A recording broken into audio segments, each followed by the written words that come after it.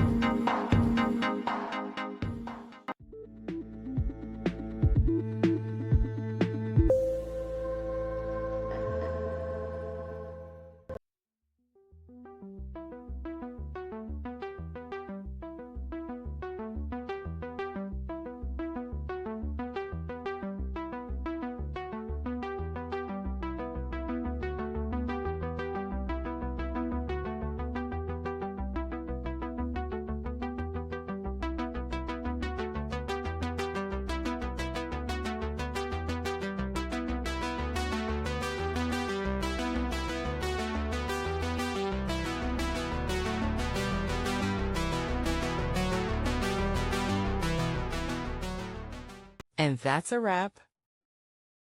I hope you found the answer you were looking for. If you did, take a second to hit that subscribe button. It really helps out.